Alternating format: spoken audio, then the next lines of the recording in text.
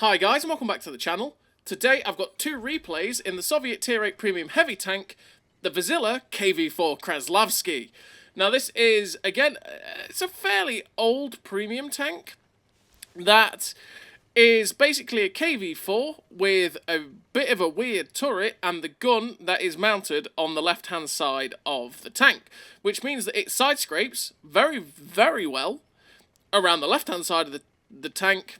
But if you side scrape with a wall on and you're trying to look around the right hand side, it can be a little bit awkward because you might have to push out a little bit further to be able to get the gun on target. The one thing that this tank does have is a secondary weapon system, which has a 45mm gun, which has like 51 pen on the standard AP and 81 pen on the premium AP. If you're using these multi-weapon systems in World War II, you're probably always best just to load the full premium because you're not really going to do much with 51 penetration, if we're honest, at Tier 8, especially when you're facing a lot of Tier 10s. Then, you know, you've got this KV-4 100 and I think it's a 107mm gun that the KV-4 has, which has 227 penetration on the standard AP and 289 pen on the premium rounds. The penetration on this tank is fantastic. It means that you're never really going to struggle no matter the matchup. In terms of the armour as well, the armour is pretty damn nice. It starts to struggle flat on against about 240 to 250 pen. But if you can get into positions like this on a corner where you can side scrape, the KV-4 Kreslavskiy is very, very nice. You can side scrape to your heart's content and you can block a lot of damage. And as you can see, this corner on El Haloof is absolutely perfect as well for the KV-4 Kreslavskiy because the gun actually pokes around that left-hand side, which is really, really nice. The thing with the KV-4 Kreslavskiy is it is fairly slow with a 30km/h top speed, so that's something that I do generally help out with the traction systems, get it up to 33 km/h, because it does have the, if you do put the traction system on, it will hit that 33 km/h. You just have to try and help the ground resistances a little bit to just get it beyond that and be able to get up to that top speed. But the tank generally performs quite nicely. It's one that I always kind of disregarded, and actually I probably shouldn't have done. It's just that when you are in a Tier 10 matchup, it tends to suffer a bit more because of the fact that you are fairly slow, and the one thing that is the strength of the tank is the armour, is really not that good against Tier 10s. It's not that nice when you're facing their standard rounds, but especially with the amount of premium that gets fired at Tier 10, you tend to just have your armour absolutely wrecked. The other thing is, obviously, this tank is Russian, and, well, it's Soviet, so it tends to get set on fire a lot, which, when artillery is raining down on you a lot, and you've got big engine decks that is very easy for artillery to pen, something you've got to be very, very careful of, that you can get set on fire, and that will be very, very frustrating. So what do I run in terms of a crew on the KV-4 Kreslavskiy? Well, I run Born Leader, Rapid Reload, Sixth Sense, Situational Awareness, Trap Mechanics, Steady Aim, Snapshot, Run and Gun, and Off-Road Driving. A pretty basic template crew, really, for a heavy tank, and that is because I want to help it get to its top speed if I can, with the ground resistances being negated by off-road driving, and help this gun out as much as possible with the gun perks. It does have 0.35 accuracy, so you just want to help that out if you can. But generally, the gun is also pretty damn good, because the one thing I don't run on this tank is vertical stabilizers. So in terms of equipment, I run the advanced loader, the traction system, and optics. Optics to be able to help spot for myself in the Kreslavskiy, because you do have 360 meters view range, which isn't that good, so I want to try and make that better if I can with situational awareness and the optics. Try and get up to 461 meters view range, which is what I've got with the setup we have. The advanced loader to be able to help my DPM 10% better, as always. Always you want to be running that loader if you've got it, generally. And the traction system to get myself up to 33 km/h top speed and just make the track traverse better on this tank too, so that I can swivel this tank on a sixpence a little bit easier. Now the accuracy on this tank, like I say, is 0.35, and the aim time on the cannon is 2.3, which means that the gun does aim in a little bit, well, it aims in pretty decently. It's not like really, really fast aiming in, but it's also not really slow. And the accuracy at 0.35 is actually pretty decent. And generally I find that this gun, without gun stabilizer, is still a pretty nice gun. And so I just take the opportunity to make the tank faster and have that better track traverse if I can, and then just try and make the gun better in general with the gun perks. I mean, realistically with the crew, like I say, it is a template that will make the tank fairly comfortable for you to just take out and play if you set it up like that, and then you always, you know, be able to change the crew to how you want to play the tank. Say if the turret traverse is annoying, you could run rapid aim, or you could run the clutch braking instead. And that's the one thing I'll say, is that instead of off-road driving, you could quite easily take clutch braking to make the track traverse even better on this tank, so that you can keep this tank's frontal armour to your opposition as much as you humanly can do.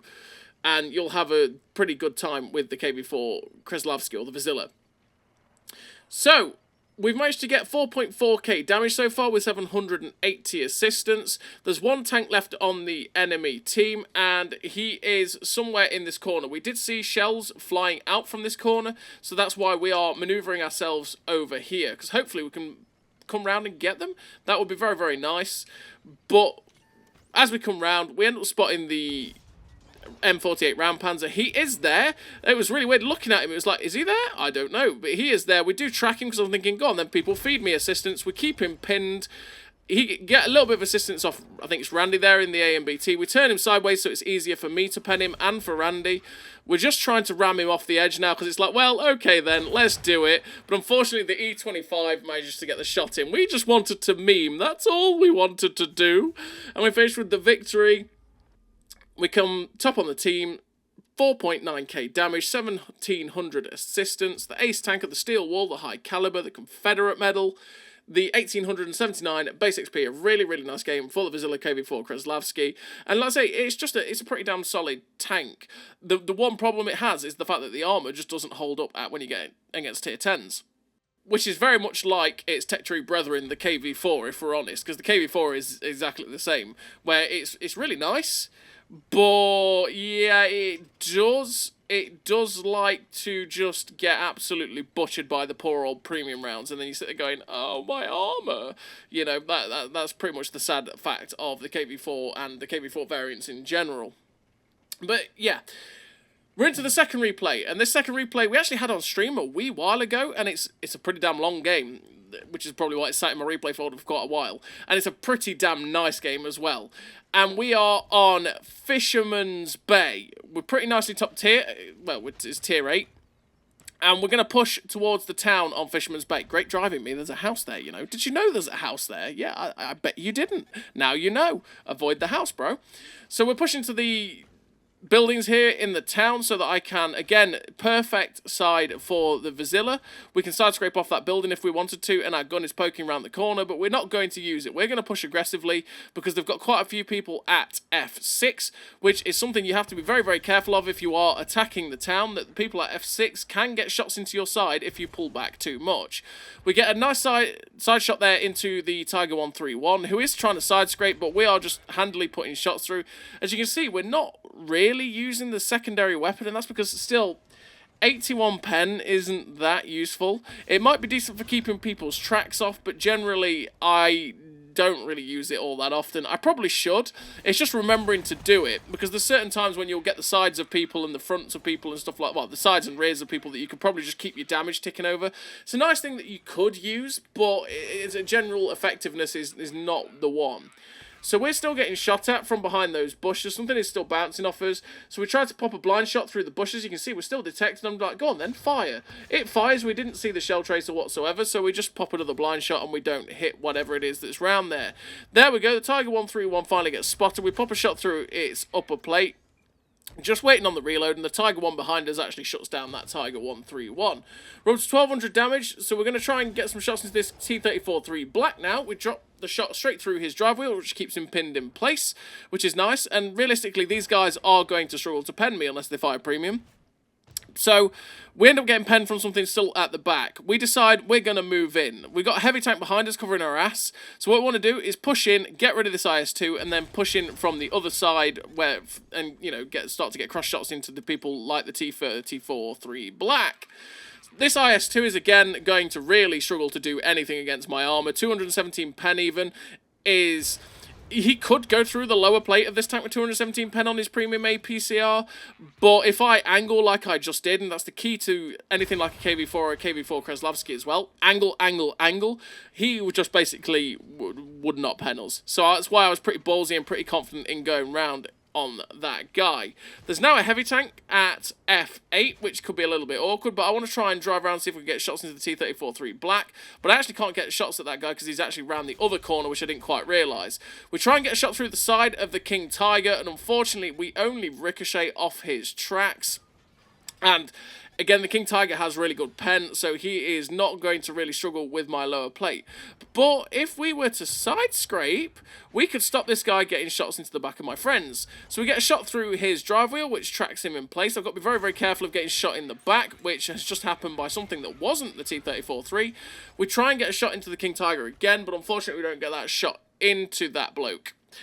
He is now progressing down the F line to try and get in behind us. That's something we've got to try and cut off. So we're going to swivel our armour if we can, to try and cut off his advances, getting shots into our rear and into my friends behind us. We get another shot into his drive wheel to keep him immobilised, because that's the key to everything.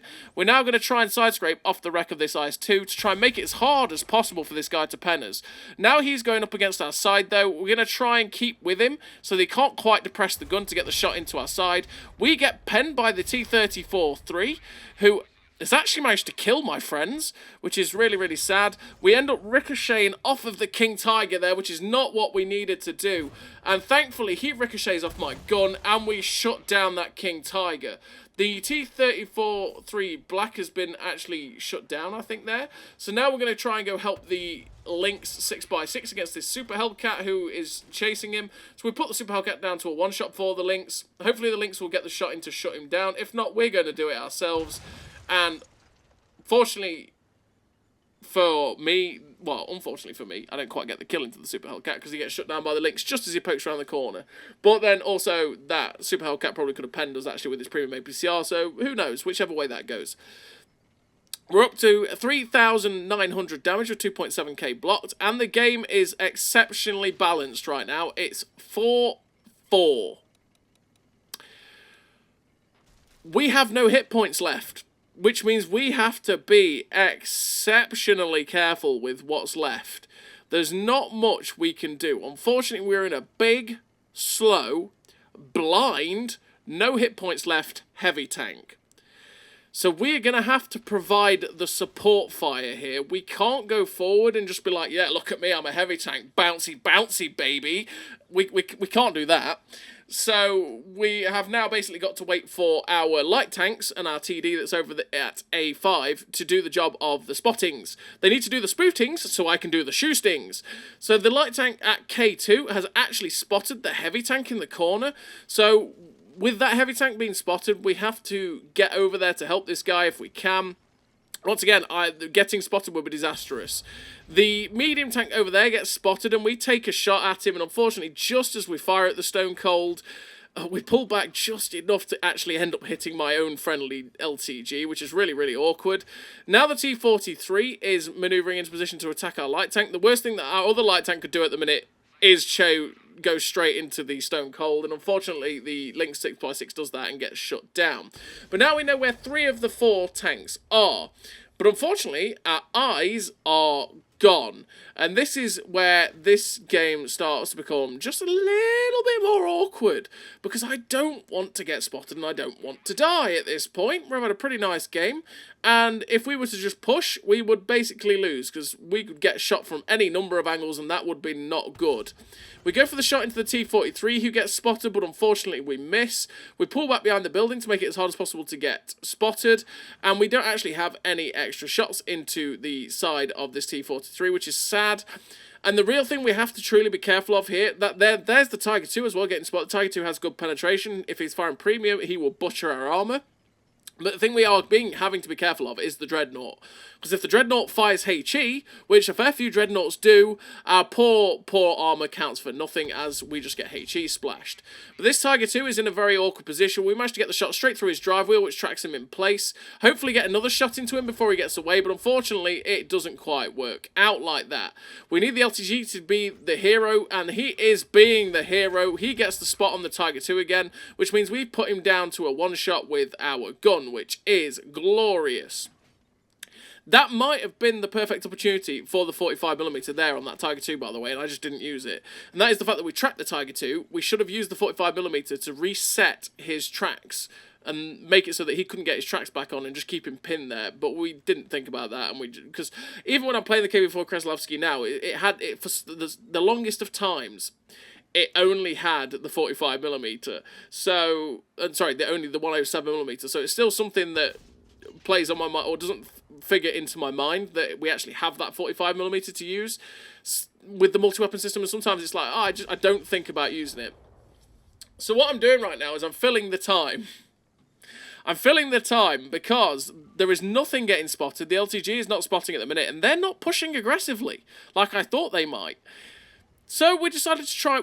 That's the thing that's going good for the KV-4 Kreslavskiy. Look how much ammo we have. We have so much ammo. We could kill what's left on the enemy team like 10 times over. So decided, you know, you miss 100% of the shots you don't take. So we were popping blind shots to see if the Dreadnought or anything like that was last spotted over there was camping on the ridges, but we didn't end up getting any hits. The T-43 is now making some maneuvers. He's been tracked by the TD. The TD at A5 should actually have some good shots over towards this T-43 if he gets spotted. I was thinking, do I go and spot this T-43? I've got to hold myself. I've got to be careful because I don't have the hit points to do it. I have to be very, very careful. If we get spotted, we lose this game. That is essentially my thing. I know that my gun is important for this. The Dreadnought gets spotted crossing the open. So we get a shot into that guy, which puts him down to a one-shot. Well, not a one-shot. He's basically, if we roll high enough, we get a shot through his side of his turret, which makes him definitely a one-shot this time. The one-shot Tiger 2 is spotted, but the T-43 is also directly in front of us. That spotting run from the LTG was absolutely perfect. We're up to 5.1k damage. And now we know they have all moved into that corner. They've all, well, except for the Stone Cold. We have no idea where the Stone Cold is. But we know they've all moved into that corner. So we know that behind us at K1 is now no longer a problem. So I'm going to move into a different position here. Still using the bushes in front of me. Not bushes. The buildings in front of me to cover me from that corner to make it so that I can at least side scrape and bounce a shot or two from those guys. This T-43 is a 2-shot, and I definitely want to get him down to a 1-shot, so we pop round the corner, pop a shot towards him, but unfortunately got unspotted just as we did it, which is really awkward. We're now detected, so we're just going to side scrape off the rock and hope for the best that we don't get hit. There's the Stone Cold. He gets spotted. I'm thinking, go on, Stone Cold, do it. Do it. And unfortunately for me, he's not doing it. He's not popping over to get a shot at me. So I do now know that I have to be careful of that ridgeline on my left-hand side because that guy could come after us. We pop a shot at the building that's there because I wanted to get rid of, oh my lord, the snapshots. We blocked both shots from the Stone Cold there. Thank goodness he wasn't firing heat. And the RBRT straight onto the Stone Cold gets rid of him. I used the weapon there to actually get rid of the building that's on the left-hand side of this building, because that way I can actually get shots at the camper spot at B2. The T-43 is in the open, so we risk it for a biscuit to get a shot into his side. He is now a 1-shot. The LTG is at E2, so he can actually start to try and spot the guys at B2 as well. And again, I'm being exceptionally careful right now because I do not want to get shut down. This is on a knife's edge, but we know that the 2 heavy tanks are in that corner. We know where the T-43 is, so we've just got to get the shots. We've just got to hope that the LTG can spot them. But the LTG, obviously, at this minute in time, can't really go and spot the guys in the corner because the T-43 is going to light him up. I ping the B2 position because I'm like, LTG, please go spot, please. If he stays on the one-line side of things, he can actually stay safe himself, and he might actually be able to spot them. The T-43 then pokes out and gives me a shot, and unfortunately, just a little bit of bad aim. He pulls forward just in time, and he gets away from my gun. But now he's driving out back in front of my gun. We're waiting for him to give us the perfect shot. There we thought it was, but unfortunately it wasn't. And once again, with the side shots, we could actually be using the 45mm here. But we wait for the main cannon to load. Oh, we ricochet off his upper plate. That should have been a guaranteed pennant. It's like, oh, come on, RNG. Thank God for that. We shot down that T-43. There goes the medium tank. Now it's 3-2. The the tables have turned, and the turns have tabled. We're now looking for the shot into the Tiger 2. Snapshot! Good night, Mr. Tiger 2. There's only one tank left on the enemy team, and that is that Dreadnought. Just waiting for this LTG again to spot him up, see if he's still sitting on top of this ridgeline. The TD is capping, which is the right thing to do, just in case, because you never know. And I'm just hoping the LTG will end up spotting this Dreadnought, because then I can shut him down and hopefully secure a top gun, because that would be nice to cap off this game, which has been a very tense and patience-sapping game. The Dreadnought gets spotted, waiting for the gap in the building. There it is. Can we get the Dreadnought? Just as he appears, the LTG ends up shutting him down. But we do finish the game with a really great total for the KV-4 Kreslavskiy in what was a fairly tense game. Finished with the victory, 5 kills, nearly 6k damage, 244 assistance, 3.3k block, the steel wall, high caliber, the ace tanker, 5 kills, 2.1, nearly 2.2k base. A really great game for the Verzila KV-4 Kreslavskiy. It is a pretty damn nice tank, and that game was all about patience. We had to have the patience there and the teamwork, and GG to that LTG. He really did all the spottings for us to be able to carry that game to the victory. So as always, everybody, thank you very much for watching. I'll see you next time.